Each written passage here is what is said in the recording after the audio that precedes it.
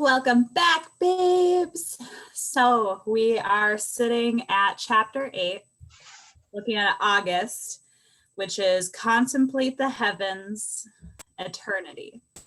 And I was just talking right before we had jumped on this that when I had first read that part, I instantly thought of, okay, we're diving into church-based faith. We're talking about God. We're talking about heaven. We're talking about the decision, who, you're going down or you're going up kind of stuff. And her side notes here are a little different. So we're read Memoirs of Catastrophe, keep a gratitude notebook, and imitate a spiritual master. And as I was reading this chapter, it was interesting because it becomes a lot less preachy and a lot less of where is your faith? And that's kind of what I had originally thought that this was going to be. And really, I feel like she just talks more about your appreciation of life, almost more, and like how you are going about fulfilling that end goal, perhaps. And personally, I am always walking an interesting line of faith. I, growing up, did not believe in the Christianity version of God. I've never read the Bible. It did not resonate with me. I had a lot of friends that went to church, and at one point I just felt like I was just missing it. And that if I just went all in, that if I went to the study groups, if I went to church on Sundays, if I sang in the choir, if I did all the things, right, that it would suddenly come to me, that I would suddenly understand this passion that everyone else just seemed to so vehemently have. And it didn't work. Just in all honesty, when I was younger, it just didn't work. But what happened is, as I grew older, it's hard to deny something. Mm-hmm. And as I've grown older, I have come to the conclusion that there is some universal something out there. And I want to say that I resonate more with the idea of God because I think it's easier. But I think I also resonate with the term of universe. Yeah. But it's the idea that there is this higher power out there that does, at the end of the day, control or deviate your life. And so I'm curious, as you read this chapter, where you took that. Well, I honestly thought, I know she's very research-based, and I love that about her because I love learning into the research and seeing just how her brain works as she really goes into this. But I thought the way that she discovered it, again, I definitely thought it was going to be more spiritually, more religious, more like, hey, let's research whether we think what our beliefs are, essentially. And that's not what she does. She really dives in, for example, read Memoirs of Catastrophe. What? Who chooses to read something negative like that? And then, I don't know, it was just interesting to me. And I'm very much on the same page as you. I did not find faith in a church. And not because the church community was bad or because the preacher wasn't good. I have always felt welcome and open, but I didn't learn there. And I think just like any religion or whatever it is that you are chasing or trying to discover, you have to discover it on your own. You're not going to discover it by doing what everyone else is doing. And again, it comes back kind of to the Happiness Project as a whole. You've got to find your own way. And this past year has been the most transformative for me in my faith and really what I believe and understanding that. And so I love the things that she does mention and what she does discover, because I think it kind of goes hand in hand. But I thought it was interesting how maybe she didn't do it intentionally, but she skirted around the God topic, right? We're just going to avoid that by talking about other things. And I thought that was super interesting because I feel like your faith and your spirituality is very important in finding your happiness and really feeling at peace here. Because for me, when I am more faithful and when I am more confident in believing in me and in that higher power, in God working in my favor, I'm not as anxious. I'm not as overwhelmed. I'm not as stressed. When I can let go and let God, I feel good. But I know we hear that quote a lot of the times and we're like, but how to, can you tell me how to do that? And I think the only way to do that is you have to find your own path and you've got to figure out your own truth, because what seems true to me may not seem true to you in the same sense, even if it is interchangeable, if that makes sense. Definitely. And then she talks about a common theme in religion, and is, as well as the catastrophe memoirs, is the idea of to live fully and thankfully in the present. And I think that right away, that is just so powerful. She talks about, as I became more aware of the preciousness of ordinary life, I was overwhelmed by the desire to capture the floods of moments that passed practically unnoticed. And so connected to that, because in this last year, a practice that I've recently did is just taking the time to write 3 things every single day that brought me joy from the day before. So those little things, not like the big, huge, like things that I'm thankful for, not like the house or the husband or those things, but those little things like, the other day, Lily, my 1.5-year-old, was helping me stir my coffee and she was drinking the spoon. So that wound up in my thankful journal. And as I've going back, especially as it being a new year, I love going back and reading my other journals. And you read those little things and you're just like, wow, I remember that day. And otherwise you wouldn't. And I think that when you take that time, it reminds you how precious and how grateful you are when things maybe aren't feeling so great or they're not feeling so memorable at the moment. And I love that she talked about that, because that's kind of the secret sauce of just taking that breath to look around and go, wow, I can appreciate this life in a whole. Absolutely. And I thought it was a very interesting a way for her to like understand this was by reading memoirs of catastrophe, because I'm like, what are you going to walk away from with that? Like, I think that would be sad and that would, kind of steal your joy. But she went into it reading it, looking for the silver lining, looking for the lesson to be learned. And I think if you can find the lesson to be learned in everything, the silver lining in everything, that is incredibly powerful in your life. And so, like, once I read through the chapter, I was like, oh, she wasn't reading those catastrophes just to see how they, what happened. She was reading those to see how these people went through such devastating things and still, are standing. They're still fighting. They still feel good and they're still learning stuff and giving to the world. And I thought that was super, super interesting. And not to be morbid again, but like we talked about earlier, what are you going to do when something catastrophic happens in your life? Are you going to be prepared because you've already set yourself up for happiness, doing the things that you need? Or are you going to be totally devastated because your whole world came tumbling down because you weren't taking care of you? And I think like that's kind of another takeaway that I got from this little chapter on or section where she was reading the different memoirs. I thought that was super, super powerful. And going into what you were saying, like I have mentioned before, I've read this book before. And when I read it the first time, I don't remember what I took away, but I took away one of the most powerful tools that I use in my daily life, which is similar to what you're saying, your joy from the day, but the gratitude journal. Keep a gratitude notebook. And it was when I read this book that I started doing that. And back then I was, young mom, 3 kids, back to back to back. The only time that I had to do that was literally at the end of the day, after I got the kids to bed, after I just was completely exhausted. I went to plug my phone and I would sit down with a notebook that was right there in that area. And I would write down, okay, what are you grateful from today? What good are you finding in your day?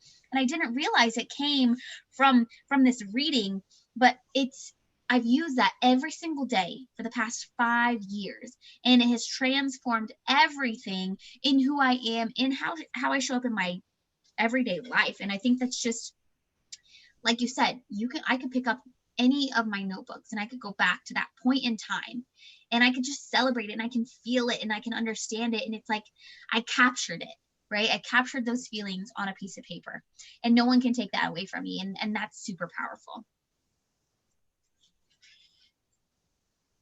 And then I love the idea that maybe someday, my kids are going through and they're going through my stuff, and my kids are going to open these journals.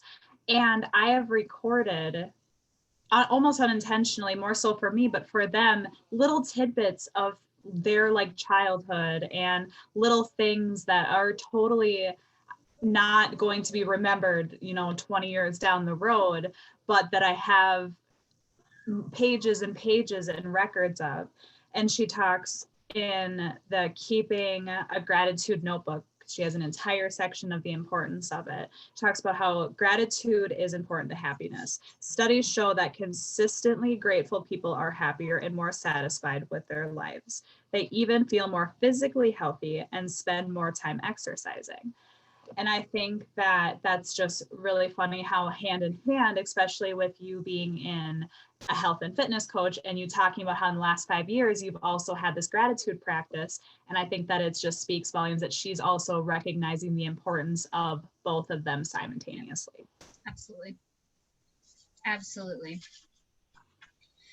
The next little section is about imitating a spiritual master. And this one was not uncomfortable for me, but it was like interesting because I've never considered imitating a spiritual master, right? Like, and of course, with my beliefs being in God, you don't idolize things like that's, you don't idolize other things. And so it kind of was like one of those, oh, well, this is confusing. I don't quite understand this.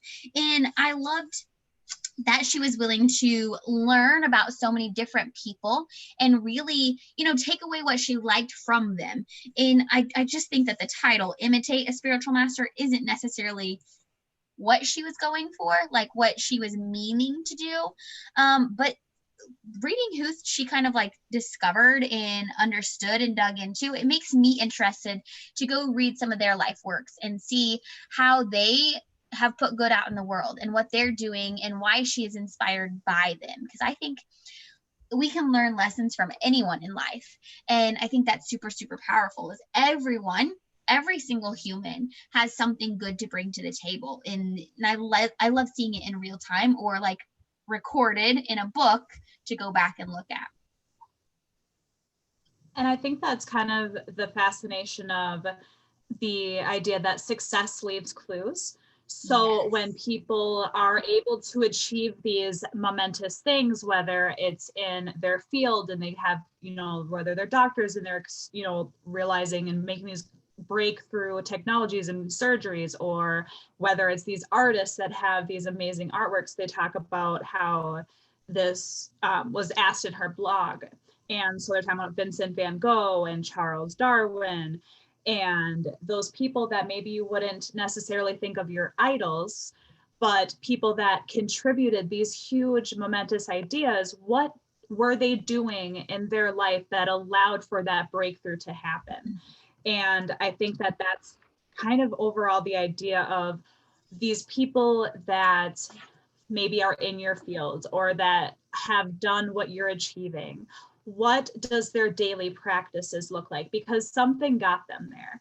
And I think that so many times we want to wrap it up into it was a fluke or they got lucky or, it was just meant to be that way. And I think it's easy to sometimes dismiss the amount of hard work that they did, the amount of failures that they had prior, how many years it took them to get to that point, or how many mornings that they put in. And I think that by going through all these different people and just looking at what that looks like, it kind of lifts that veil of, oh, they didn't just get lucky, or it wasn't just them. This is the things that they did. These are real humans. And this is, what you can implement into your life to hopefully achieve what you want to. I love that you say that and like bring that to the forefront because I think that is vital right there. And I think especially in today's society, we can find spiritual masters in people on social media. For example, like you can follow someone because you love something specific about this. And she says it on page 209. But we go out and we look for someone that we want to connect with, something that they have that we aren't there yet. And we are inspired by them and we follow them and we want to take whatever they have and we want to bring it into our lives. And so we do that. It says, whatever it is that they admire in these individuals is something that in themselves they have not yet brought to being. And once you get to that place, once you bring it into your life and you create that habit around it, or create that personality type or whatever it is that you're trying to uncover, maybe it's to be nicer, maybe it's to not complain, whatever that is. Once you have that under wraps, well, then you start looking at other people so that you can be inspired by them, because you continue growing. It's a real reason they admire it in others. Once they have begun to bring these characteristics forth in themselves, they will begin to admire something different in others. And I highlighted the fact, knowing what you admire in others is a wonderful mirror into your deepest unborn self. And I think it's super important when you're looking at other people, because it's easy, especially as women, to look at other people in comparison. But when you can look into other people because you want something they have, all you have to ask yourself is, what is it about her that I admire so much? And how can I bring that into my life? Because once you bring that into your life, you'll recognize it's not a comparison thing. There's nothing to compete against, right? She is her and I am me.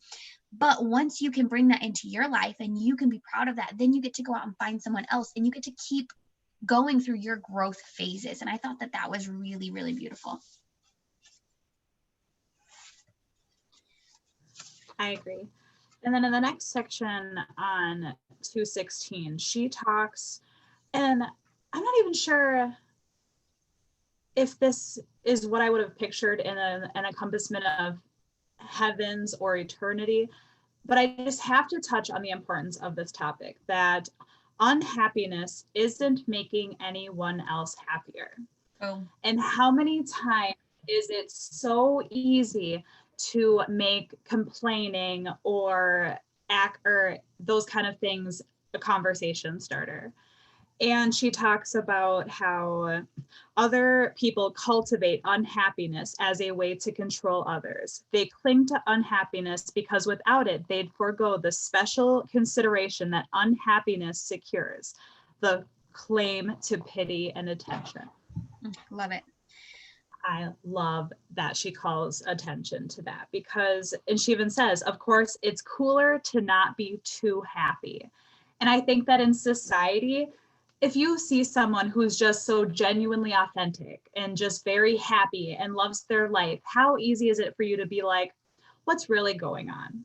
Like, are they really happy? And you kind of just want to pick it apart because you just don't see it. You just don't believe in that true happiness. And there is just something about it, almost makes you suspicious if someone's too happy. And her calling it out in this, I just thought was so powerful. I absolutely love that.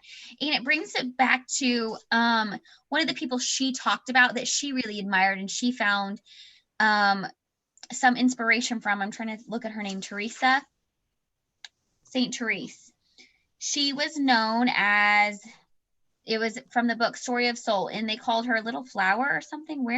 I don't know why I'm missing this. But this girl, she kind of grew up in this own little covenant, like with her family. She didn't really get out in the world, but she is known for who she is, and she's very young.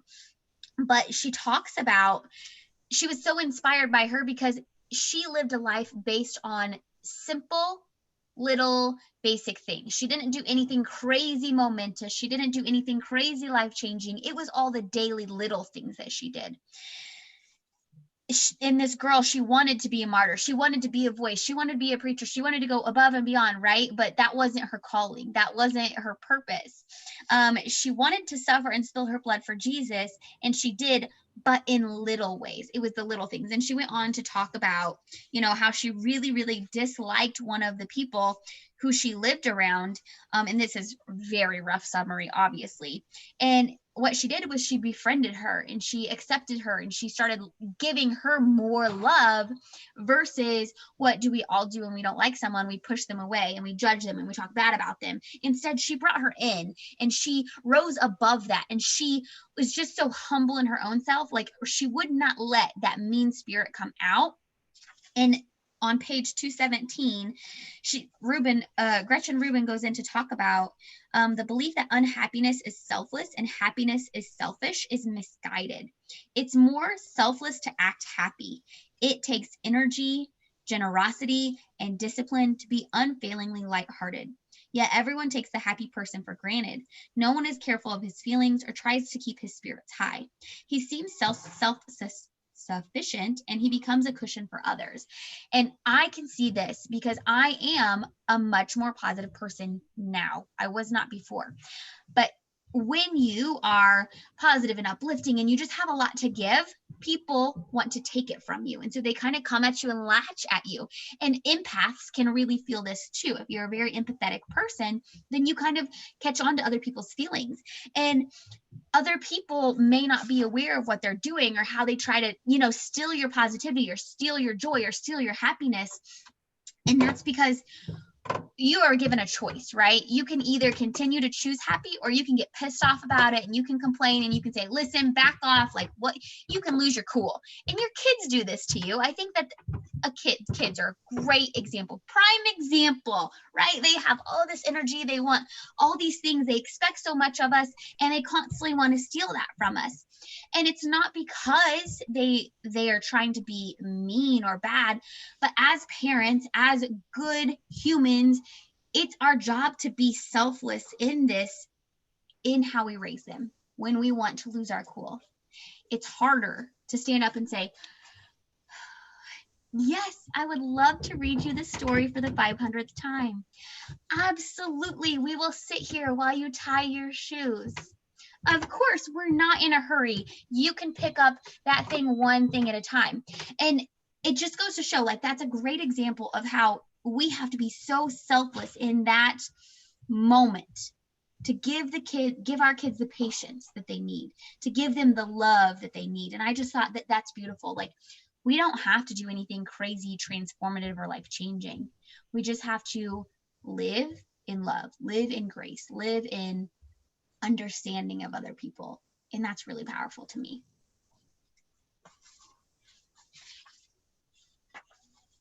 Definitely. And then she talks about how some people are unhappy because they won't take the trouble to be happy. Happiness takes energy and discipline. And I think that kind of ties back to the overall theme of happiness doesn't always make you feel happy. Mm-hmm. And I love that she, again, always tying it back, because she says people who are stuck in an unhappy state are pitiable. Surely they feel trapped with no sense of feeling like they have a choice in how they feel. And it's so true that I think sometimes that we get stuck in this idea that this is just how it has to be. And you don't understand how hard it is for me, or it's easier for them to be happy because of X, Y, and Z. And she talks about, in order to be happy, you have to allow yourself to be happy. And if you don't believe that you're happy, you're not going to be happy. And she talks about how the quote from her mentor is, I take care to appear happy and especially to be so. And I think that that's just such like a little end cap to the idea of how you want to act, how you feel. So if you want to be more happy, you need to act more happy. If you want to be more happy, you have to show up and you have to be disciplined in those actions that are going to ultimately get you there. And in doing so, like, you have to show that you're happy. And I think that those are all those little things that bring you to, at the end of the day, or let's just bring it there. And on that hospital bed, when you have lived your very full life and you're laying there, when a nurse or a family member asks you, were you happy? What's your answer? And I think that it's those kind of things that if you are intentional in acting, I think that we all want to answer yes. But are you doing the actions now that are going to allow you to answer yes? And I think that that was the gut check for me right there. I love that. And I think that's beautiful. And really, when we went into this chapter thinking like, oh, this is about God, it's less about God, but more about your internal. How are you showing up for life and for others? And I think that's really beautiful. I 100% agree. Well, babes, that's what we have for this chapter. We're so glad that you were here listening with us, and we will catch you next time. See you later.